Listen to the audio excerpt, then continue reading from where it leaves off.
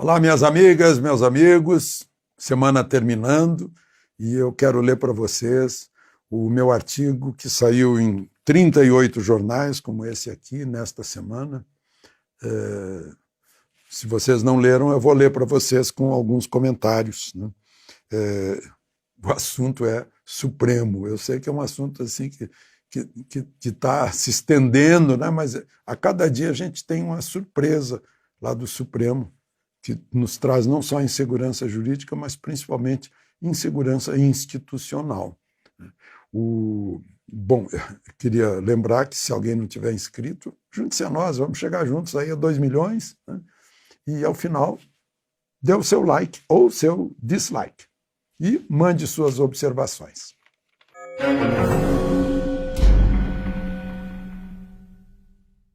O título é Preconceitos. O ministro Edson Fachin, também vice-presidente da Justiça Eleitoral, disse que a eleição de 2022 pode ser comprometida pelo despotismo e que nos aproximamos de um abismo. É um susto, meu Deus, um juiz vice-presidente da Corte Máxima Eleitoral e diz, olha, a eleição está em risco, porque a gente está indo para um abismo.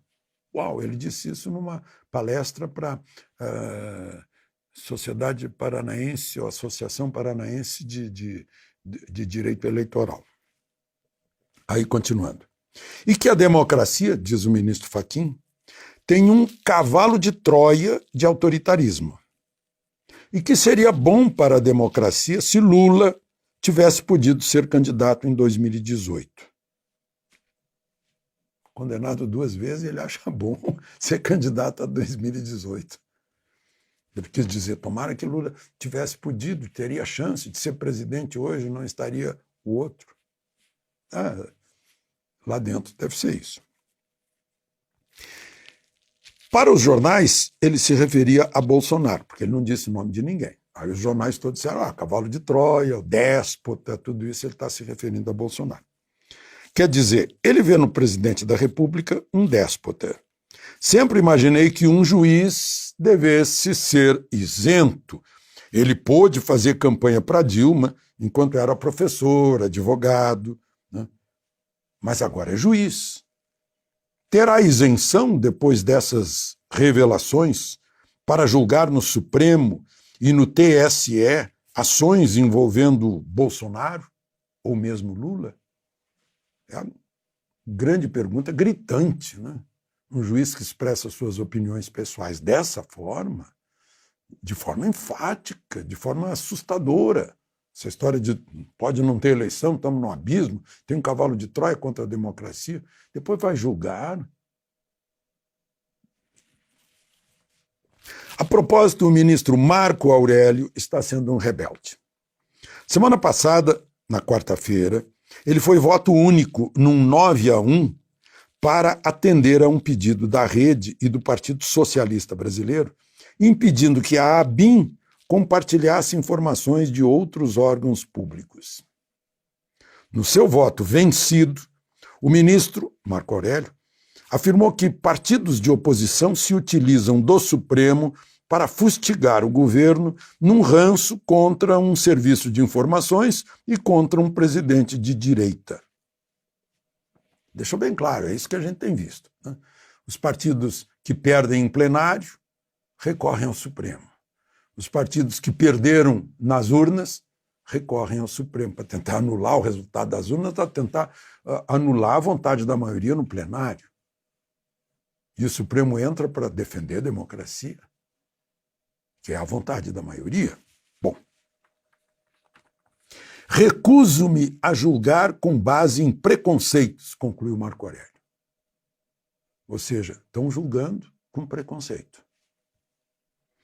2 dias depois, na mesma linha, negou liminar ao PDT que pedia ao Supremo afastamento do ministro Paulo Guedes. É assim a coisa. Vamos entrar no Supremo para tirar o ministro. Vamos entrar no Supremo para não permitir que o presidente nomeie o diretor da Polícia Federal. Vamos entrar no Supremo para pedir que tirem o telefone celular do presidente, né? Chega a um ponto ridículo. Desde que Bolsonaro assumiu, são muitas as ações do PSOL, da Rede, do PSB. O PDT tentou manter a obrigatoriedade da contribuição sindical, depois tentou restringir os poderes das Forças Armadas, suspender a lei que leva água tratada e esgoto para os brasileiros, afastar o ministro-general Heleno e conseguiu impedir a nomeação de um diretor da Polícia Federal. O PSOL já entrou com queixa-crime contra Bolsonaro, a Rede acionou o Supremo contra decreto de autodefesa dos cidadãos. Sabe qual é o decreto de autodefesa, né? Aquele direito que você tem de defender sua vida, sua propriedade, sua casa, sua família. Depois de perder no Congresso, tentam anular a derrota apelando ao STF. O PSB entrou contra a lei da liberdade de mercado, o PSOL contra a reforma da Previdência. Nisso se encaixa a fala do ministro Alexandre de Moraes sobre tirania da maioria. Segundo seu raciocínio, o Supremo seria o órgão moderador para evitar abuso dos vencedores.